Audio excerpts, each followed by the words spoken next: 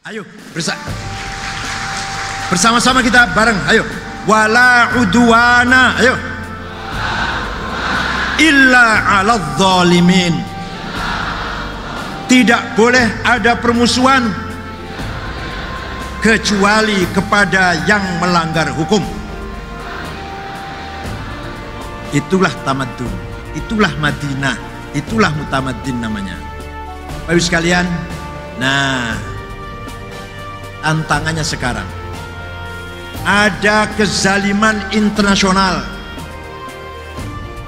Kezaliman internasional ada 4: fis siyasah, fit tijarah, bin naqd, wa fil iqtisad.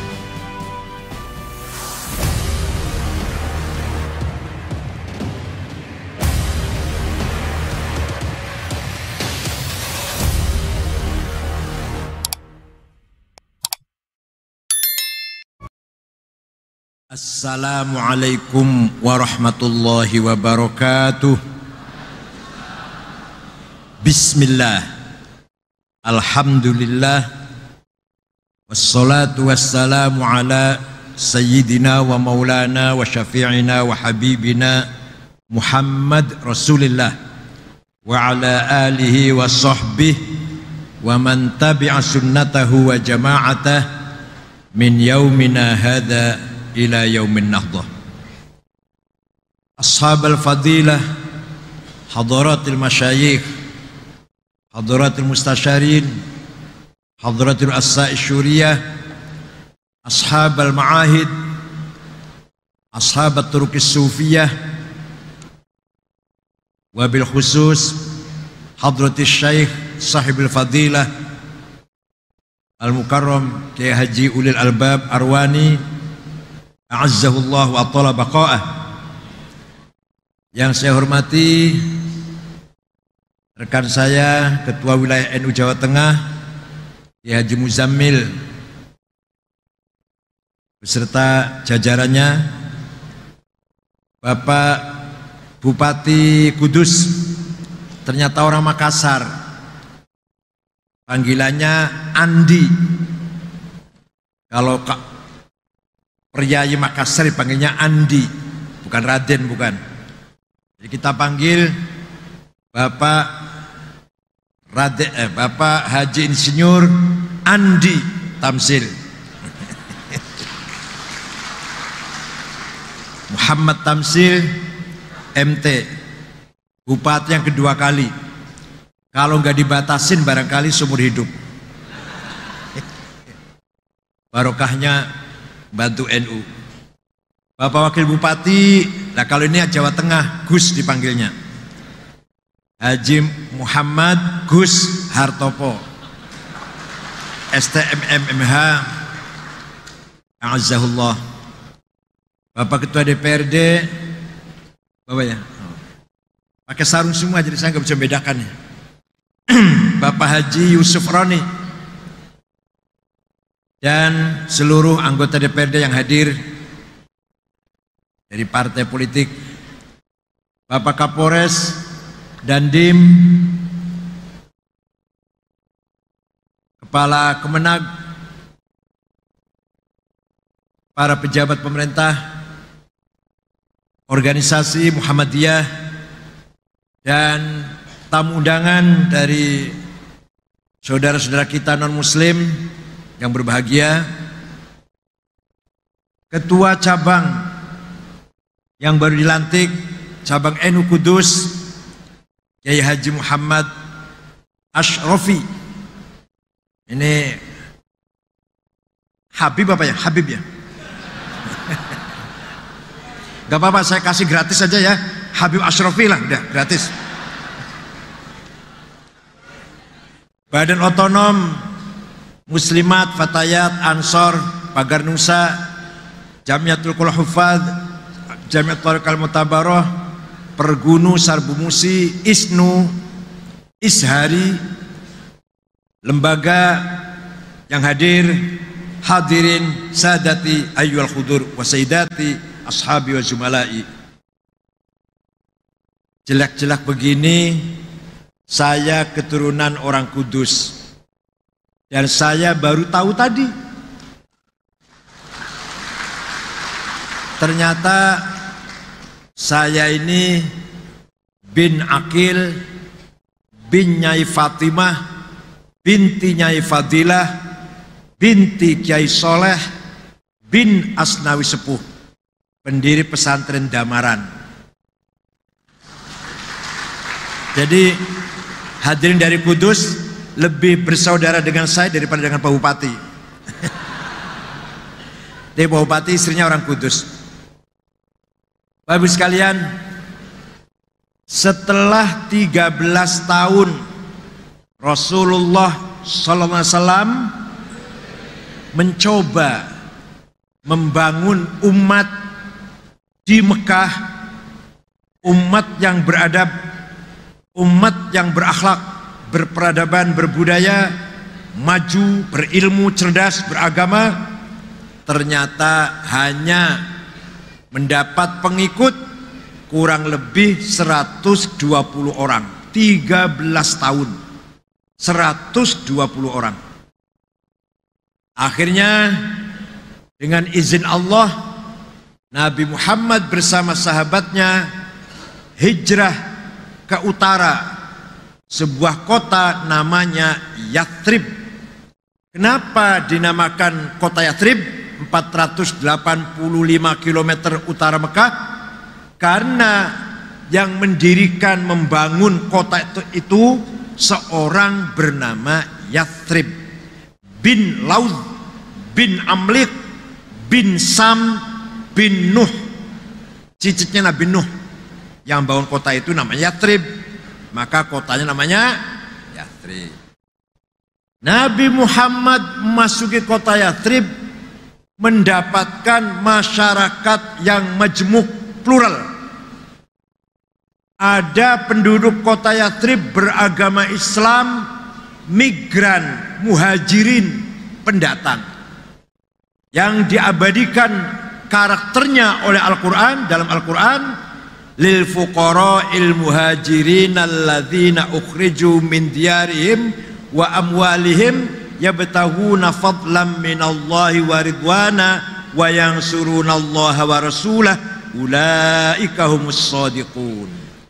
Karakter muhajirin, mereka meninggalkan tanah tempat kelahirannya, meninggalkan rumah dan harta kekayaannya.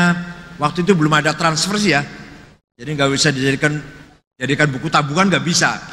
Adanya ternak, kebun, nggak bisa dibawa itu. Yang tadinya kaya, yang tadinya bergengsi, yang tadinya punya kedudukan, setelah hijrah malah menjadi lil fuqara, menjadi miskin. Apa yang dicari oleh muhajirin sampai meninggalkan kekayaan? Ridwana, mencari ridho Allah. Barangkali Pak Tamsil pindah dari Makassar ke Kudus juga ini tujuannya, mencari ridho Allah. Wayang sudah Allah Rasulah, dan ingin berjuang memperjuangkan agama Allah dan Rasulnya. Itu penduduk kota Yathrib. Ada lagi penduduk kota Yathrib beragama Islam, asli pribumi. Nanti saya ngomong pribumi, marah nanti yang bukan yang non pri nanti. Saya Anies Baswedan ngomong pribumi pada marah. Asli Yathrib beragama Islam, dinamakan Ansor. Karakternya digambarkan dan diabadikan dalam Al-Quran. Walladzina tabawwa'ud dara wal imana min qablihim yuhibbuna man hajar ilaihim wala yajiduna fi sudurim hajatan mimma utu wa yu'thiruna ala anfusihim walau kana bihim khasasah wa may yuqa shuhha nafsihi fa ulaika humul muflihun. Orang-orang yang menyiapkan segalanya, fasilitas, kemudahan, dukungan untuk kedatangan muhajirin. Mereka mencintai migran, mencintai pendatang, dan tidak ada kepentingan. Silahkan yang berperan pendatang muhajirin.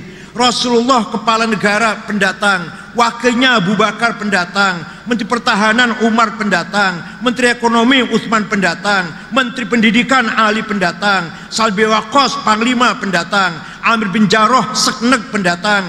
Gak apa-apa. Orang Madinahnya gak apa-apa, orang Yathribnya gak apa-apa. Seperti Pak Tamsil jadi bupati, orang Kudusnya gak apa-apa. Nah, itu namanya Kudus Ansor nih namanya, Pak. Wala yajiduna fi hajatam mimma ut. Bahkan wa yu'thiruna ala anfusihim walau kana bihim khas.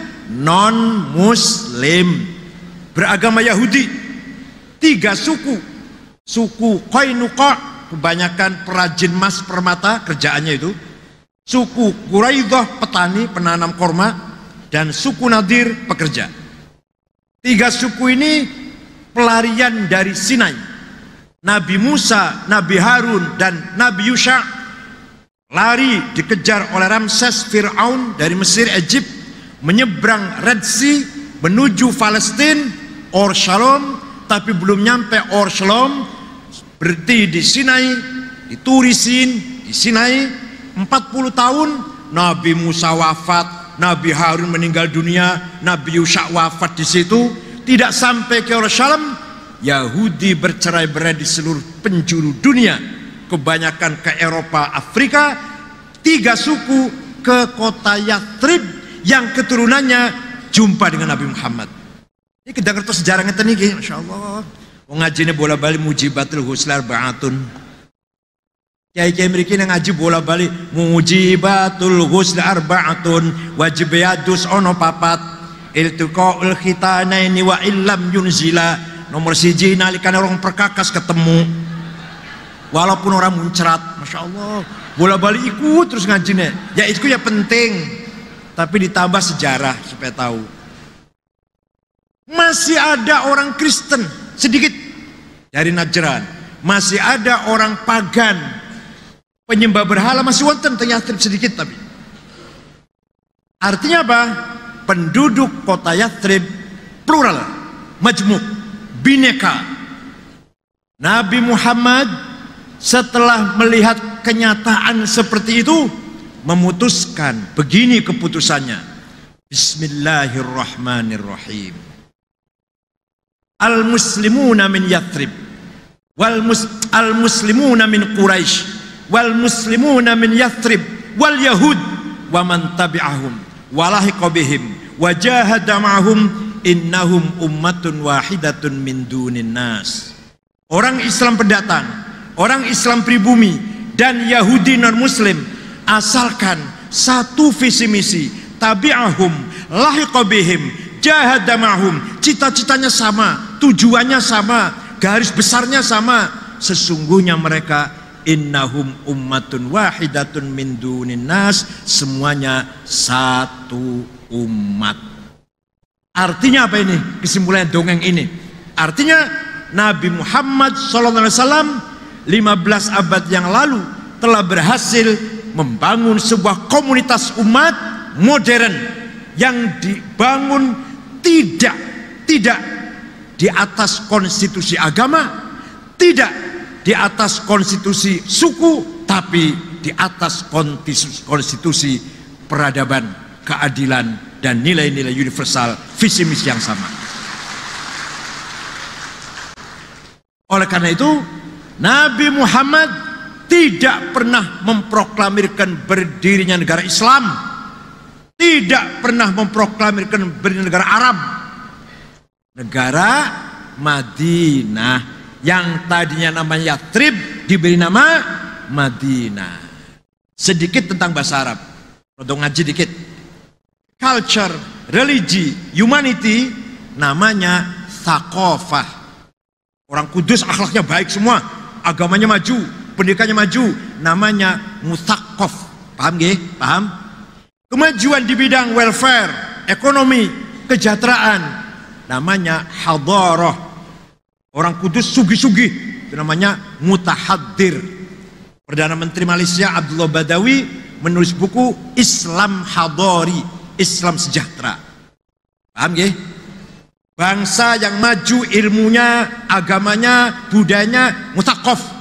Bangsa yang maju ekonominya mutahaddir. Dua-duanya maju. Ini orang Kudus nih. akhlaknya baik, budayanya baik, peradabannya baik, kaya-kaya. Namanya mutamaddin, tamadun, madani, madaniyah. Paham? Kudus Madinah belum? Madinah belum? Baca kok orang jawab ya? Udah satu-satu. Kudus mutaqaf belum? Agamanya maju, pendidikan maju, cerdas, beradab, berbudaya, berakhlak. Mutaqaf belum? Orang kompak ini ada yang belum, ada yang mutahadir belum? Sejahtera, kaya. Mutahadir belum? Ya apalagi mutamaddin belum juga itu. Mudah-mudahan 10 tahun akan datang Kudus menjadi Madinah. Thaqafahnya maju, hadharahnya maju. Mutamaddin Madinah. Nah, coba dibuktikan, benar nggak Nabi Muhammad membangun masyarakat mutamaddin? Masyarakat mutamaddin dibangun Nabi Muhammad dengan sistem muwatonah. Apa? Citizenship, kewarganegaraan. Luar biasa loh. 15 abad yang lalu Nabi ngerti warga negaraan. Bukan keluarga agamaan, bukan keluarga suku, bukan. Keluarga ya Nabi Muhammad negarawan itu. Citizenship. Suatu ketika ada sahabat bertengkar di pasar dengan orang Yahudi. Sahabat kepret, mati. Rupanya pakai akik apa yuk? Akik sing dari Sulawesi Tengah. Kemana ojol apa? Akik apa? Ojol yang sakti itu loh. Si sahabat ini nggak niat membunuh, ngepret, mukul, mati orang Yahudinya. Nabi marah besar dengan statement yang sangat tegas, man qatala dhimmiyan fa ana khasmuhu yaumal qiyamah wa man kuntu khasmahu falam yashumma raihatal jannah. Barang siapa membunuh non muslim, barang siapa membunuh non muslim, nanti di akhirat di hari kiamat berhadapan dengan saya. Barang siapa berhadapan dengan saya tidak akan masuk surga. Membunuh non muslim. Paham betul? Namanya tamadun, namanya mutamaddin, muatonah namanya ini. Suatu ketika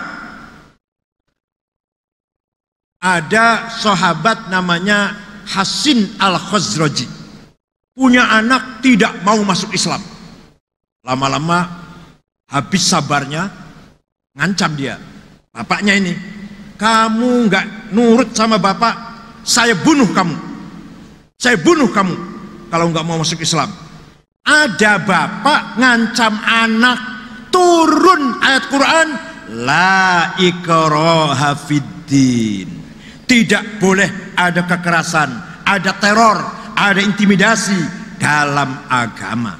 Ini turun ayat ini sebabnya ono ayah, ada ayah ngancam anak. Opo maneh dudu bapake, dudu pamane, dudu dulure, ngancam-ngancam. Lho. Saya teng Kudus betul wonten Kudus wonten. Wonten teng Cirebon, Solo, Surabaya, Malang. Mana yang ada mana? Batang. Terus itu ada di Batang, Pemalang, Cirebon, Kuningan, Cianjur, Lamongan, Banten, Bima, Kudus betul wonten Kudus. Hadirin yang saya hormati. Jadi inilah negara atau masyarakat atau umat yang dibangun oleh Rasulullah Sallallahu Alaihi Wasallam. Suatu ketika, wah contohnya banyak banget. Ada maling ketangkep. Sahabat Usamah bin Zaid bin Harithah lapor, ada maling Rasul, perempuan. Saya masukkan ke sel. Tetapi maling itu anaknya tokoh sahabat besar. Bapaknya namanya Sayyidina Uthman bin Mad'un. Jadi gimana? Dilepas saja ya, nggak usah diproses lah, nggak usah dia menjaga nama baik keluarga karena anaknya orang besar. Nabi marah besar dengan mengatakan, wallahi ya Usamah, lau sarqat Fatimah binti laqata'tu yadaha Demi Allah Usama, seandainya maling yang kamu tangkap itu anak kandungku Fatimah, bawa sini, saya yang akan menghukum, yang akan motong tangan. Ini namanya mutamaddin namanya. Mudah-mudahan ditiru oleh Ketua Mahkamah Agung, Jaksa Agung, oleh Kapolri, oleh Bupati, Kapolres, semuanya harus pegang ini. Maling anak saya pun saya hukum. Seandainya. Itulah contoh masyarakat yang mutamaddin. Setiap khutbah Jumat, khutbah yang kedua, pasti Rasulullah mengatakan pesannya, wala udwana illa 'alal zalimin. Tidak boleh ada permusuhan kecuali kepada yang melanggar hukum. Selama tidak melanggar hukum, tidak ada permusuhan. Lintas agama, beda suku, beda apapun, tidak boleh jadi alasan permusuhan. Satu saja yang musuh kita adalah yang melanggar hukum. Koruptor, pengedar narkoba, pengedar bos judi, pembunuh, perampok, apalagi bos pijet. Ikuti sebentar nonton pijet nonton. Betul nontonnya? Gak ada ya? Gak ada. Itu yang melanggar hukum. Selama tidak melanggar hukum orang baik-baik, agamanya apapun, sukunya apapun, partai politiknya apapun, 01 atau 02, tidak boleh dijadikan alasan permusuhan. Ayo bersama-sama kita bareng, ayo. Wala udwana, ayo. Illa 'alal zalimin. Tidak boleh ada permusuhan kecuali kepada yang melanggar hukum. Itulah tamadun, itulah Madinah, itulah mutamaddin namanya. Bapak Ibu sekalian, nah tantangannya sekarang ada kezaliman internasional. Kezaliman internasional ada 4. Fis siyasah, fit tijarah, fin naqd, wa fil iqtisad. Fis siyasah, kezaliman internasional dalam politik. Anggota tetap Dewan Keamanan 5 negara, Amerika, Inggris, Prancis, Rusia, Cina, satu orang, satu negara saja itu, Amerika misalkan, bisa berhak membatalkan keputusan sidang raya yang sudah disepakati oleh 169 negara. Misalkan anggota PBB 169 mengutuk Israel karena Israel selalu mendolimi masyarakat Palestina. Sepakat 169 negara. Amerika satu nggak setuju, batal. Kesepakatan 169 negara batal oleh orang satu. Niki adil apa dolim? Ini kezaliman internasional yang legal. Terus umat Islam bisa apa? La haula wala quwwata. Ada lagi kezaliman GATT, General Agreement Tariff and Trading. Apa itu? Komoditi ini, hasil negara kita ini, yang menentukan harga bukan kita, tapi pusatnya bursa komoditi di Singapura. Minyak, emas, berlian, boksit, nikel, timah, batu bara, mining, bukan kita yang memberi harga. Yang menentukan harga naik turun di Singapura, yang negaranya kecil. Kata Gus Dur, nek duyu sa Indonesia bisa miring itu pulau itu katanya. Saking cilik tapi menentukan harga komoditi kita. Ini sepakat, kesepakatan, nggak bisa dihindari. Tanda tangan Indonesia. General Agreement Tariff and Trading. Niki adil apa dolim? Kudus bisa menentukan harga sendiri, tapi sebatas jenang mubarok. Sebatas apa? Apalagi? Apa? Rokok juga nggak bisa, cuma ada cukai yang ditetapkan sudah, nggak bisa. Ya kalau orang Banyumas ya mendoan lah, mendoan. Petis itu barang kita dan kita yang memberi harga. Tapi kalau minyak, batu bara, nikel, timah, emas, berlian, kita punya, tapi yang menentukan harga bukan kita. Yang ketiga, kezaliman moneter. Apa moneter itu? Indonesia kalau akan mencetak uang rupiah, kalau di sini apa namanya? Pura-pura ya. Misalkan akan menerbitkan duit 1 triliun rupiah misalkan, maka Bank Indonesia harus punya backing, backup, kolateral, simpenan, bukan emas. Dulunya emas. Ya, karena sering bertengkar antara negara yang punya emas dan negara yang tidak punya emas, maka tahun 60 keputusannya kolateralnya dolar. Maka Indonesia kalau akan menerbitkan rupiah 1 triliun harus punya dolar Amerika yang disimpan senilai 1 triliun. Kalau tidak punya, diutangi oleh Bank Dunia. Ya, tak utanginya dolar, tapi ojo tinggo, tapi ono bungae. Ojo tinggo lu ya, tapi ada bunganya lu ya. Adil apa dolim? Wong Islam itu apa? La haula wala. Satu lagi, kezaliman di bidang pendidikan. Sekarang ini yang namanya ilmiah, yang namanya standar pendidikan, kalau referensinya dari Amerika dan Barat, kalau dari ulama Islam tidak dianggap ilmiah. Imam Ghazali nggak dianggap referensi, Imam Asy'ari, Syafi'i nggak dianggap itu. Tapi kalau Barat, Amerika, itu. Ini kezaliman di bidang pendidikan. Alhamdulillah, saya punya anak nomor 3, perempuan namanya Rihab, keluaran Malaysia, menulis ilmu jiwa menurut Ghazali mengalahkan psikolog Yahudi Abraham Maslow. Kata anak saya, kesimpulannya Imam Ghazali lebih sempurna membahas jiwa manusia daripada konsep Abraham Maslow. Sekarang lagi diterbitkan insya Allah dan didukung oleh Azumati Azra, Pak Azumati Azra dan Rektor UIN Jakarta, akan disebarkan ke seluruh BUMN. Bahwa ini kalau saya terangkan panjang, betul sampun. Pokoknya isinya adalah ilmu jiwanya Imam Ghazali lebih sempurna daripada ilmu jiwanya orang Yahudi Abraham Maslow. Telepon.